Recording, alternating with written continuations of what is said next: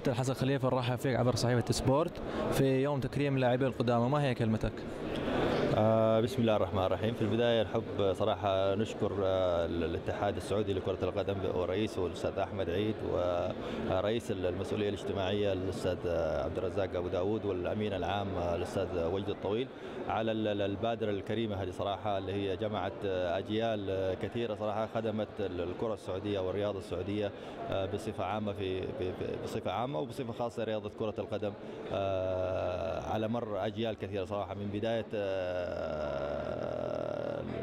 كرة القدم في المملكة إلى وقتنا الحاضر صراحة. يعني كانت بادرة جدا جدا جميلة وجدا موفقة صراحة من اللي اختار البادرة هذه.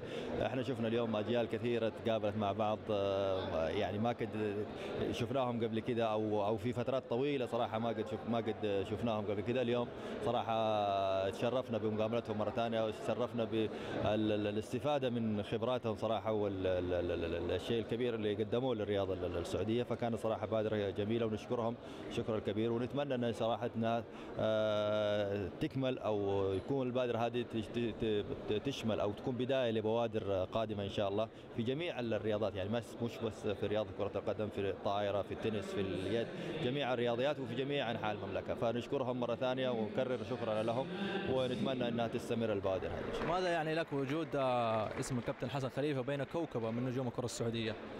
والله اكيد هذا تشريف وفخر واعتزاز بالنسبه لي انا، انه كنت يعني جزء من تاريخ الرياضه السعوديه، بالذات في كره القدم، بالذات في نادي الاتحاد صراحه، النادي العريق او النادي العميد الانديه السعوديه صراحه، انه يكون اسمك من ضمن 35 لاعب تشرفوا بارتداء شعار نادي الاتحاد وقدموا خدمات لنادي الاتحاد، يعني ولو جزء بسيط، لكن شيء يشعرني بالفخر والاعتزاز انه اشوف مع تركي بافرط بالذات في حراسه المرمى، يعني المركز الخاص فيه انا اشوف مع حسن خليفة وتركي بافرط ويحيى رواس، يعني هذول تقريبا ثلاثة في الأجيال أو العمر، أو 87 سنة بالنسبة لعمر نادي الاتحاد، يكون يمكن من أفضل ثلاثة حراس أو اللي خدموا نادي الاتحاد. يعني هذا شرف كبير لي وأعتز به وفخر صراحة كبير بالنسبة لي. كلمتك للاعبين الصاعدين؟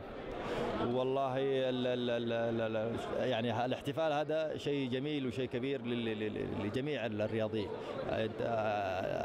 كرة القدم بذل وعطاء وتضحية، فإذا اللاعب كرة القدم اتصف بالصفات هذه وحط أن كرة القدم رقم واحد هدف أنه يوصل له، فحيوصل له. فلازم يكون في تضحية، لازم يكون في بذل عطاء، لازم يكون في إصرار على تحقيق الأهداف، وفي الأخير حتوصل. وحيكون إن شاء الله البادرة والتكريم هذا إن شاء الله تكون دافع للجيل الحالي والجيل القادم إن شاء الله، أنه برضه يحاولوا أنه يكونوا يحطوا بصمة كبيرة للرياضة السعودية من خلال أنديتهم بإذن الله.